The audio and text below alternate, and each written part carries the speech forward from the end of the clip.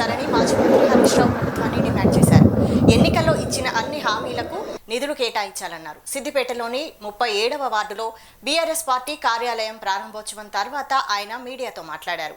100 రోజుల్లో 6 గ్యారెంటీలు అమలు చేస్తామని సోనియా రాహుల్ రాసిచ్చిన బాండ్ పేపర్లు ఏమయ్యాయని నిలదీశారు. గెలిచిన నెలకే 4,000 రూపాయల పింఛన్ అని చెప్పారని, మరి 27 నెలలైనా ఎందుకు రాలేదని ప్రశ్నించారు. నెలకు 2,500 రూపాయలు ఇస్తామని ఆశ చూపి మహిళల ఓట్లు దండుకున్నారని, మరి ఒక్కరికైనా రూపాయి ఇచ్చారా అని అడిగారు.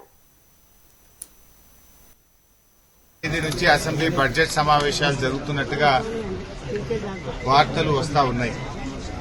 రేవంత్ రెడ్డి ప్రభుత్వం అధికారంలోకి వచ్చి 2.5 ఏళ్లైంది. సగం కాలం పూర్తయింది. ఆనాడేమో బాండ్ పేపర్ల మీద రాసిచ్చారు.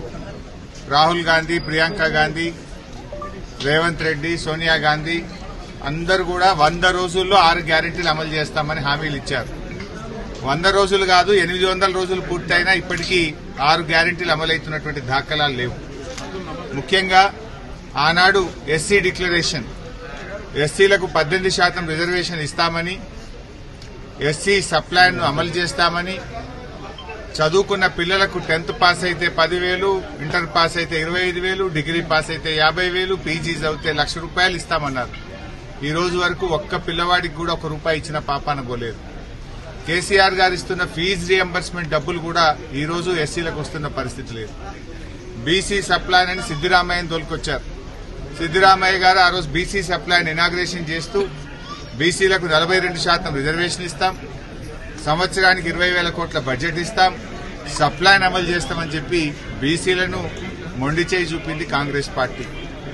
రైతుల కోసం రైతు డిక్లరేషన్ అని రాహుల్ గాంధీ వరంగల్కి వచ్చి రాహుల్ గాంధీ గారు ఏడాదికి 15,000 రైతు బంధు ఇస్తామని, పంటల బీమా ఇస్తామని, అన్ని పంటలకు బోనస్ ఇస్తామని మాయ మాటలు చెప్పిండ్రు. ఇవాళ రైతుల్ని మోసం చేసిండ్రు. రైతులకు మోసం, బీసీలకు మోసం, ఎస్సీలకు మోసం, ఎస్టీలకు మోసం, యువతకు మోసం, అన్ని వర్గాలను మోసం చేసిండ్రు.